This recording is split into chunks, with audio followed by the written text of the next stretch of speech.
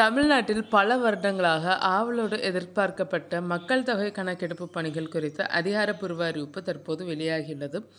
இந்த முறை கணக்கெடுப்பு பணிகள் முற்றிலும் டிஜிட்டல் மயமாக்கப்பட்டு புதிய தொழில்நுட்ப வசதிகளுடன் நடத்தப்பட உள்ளனர். தமிழ்நாட்டில் வரும் ஆகஸ்ட் 1ஆம் தேதி முதல் ஆகஸ்ட் 30ஆம் தேதி வரை 1 மாத காலத்திற்கும் மக்கள் தொகை கணக்கெடுப்பு நடைபெறவுள்ளது. வரும் ஆகஸ்ட் 1 முதல் 30 வரை கணக்கெடுப்பு அதிகாரிகள் நேரடியாக உங்கள் வீடு தேடி வருவார்கள்.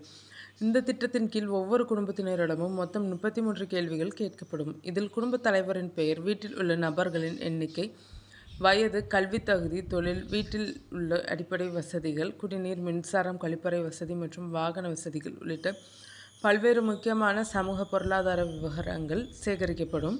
பொதுமக்கள் தங்களின் நேரத்தை மிச்சப்படுத்தவும் கணக்கெடுப்பு பணியை எளிதாக்கவும் இந்த முறை ஒரு புதிய வசதி அறிமுகப்படுத்தப்பட்டுள்ளது. அதிகாரிகள் உங்கள் வீட்டுக்கு வருவதற்கு முன்பாகவே நீங்களாகவே ஆன்லைனில் உங்களது விவரங்களை பதிவு செய்து கொள்ளலாம். இன்று முதல் ஜூலை 31 வரை பொதுமக்கள் இந்த இணையதளத்தில் தங்களது குடும்ப விவரங்களை தாங்களாகவே பதிவு செய்து கொள்ளலாம்.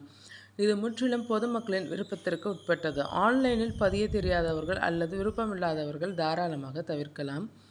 நீங்கள் இன்று முதல் ஜூலை 31க்குள் இணையதளத்தில் உங்களது விவரங்களை பதிவு செய்துவிட்டால் ஆகஸ்ட் மாதம் கணக்கெடுப்பு அதிகாரிகள் உங்கள் வீட்டிற்கு நேரில் வரும்போது வேலை மிகவும் எளிதாகிவிடும். அதிகாரிகள் உங்களை அமர வைத்து 33 கேள்விகளை மீண்டும் கேட்க மாட்டார்கள்.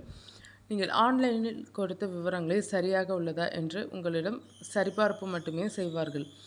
ஒருவேளை நீங்கள் ஆன்லைனில் பதிவு செய்யவில்லை என்றால் அதிகாரிகள் தங்களது பிரத்யேக படிவம் அல்லது மொபைல் செயலி மூலம் நேரடியாகவே உங்களிடம் விவரங்களை கேட்டு பெற்றுக்கொள்வார்கள். மக்கள் தொகை கணக்கெடுப்பிற்கு வரும் அதிகாரிகள் தங்களுடைய அதிகாரப்பூர்வ அடையாள அட்டையை அணிந்திருப்பார்கள்.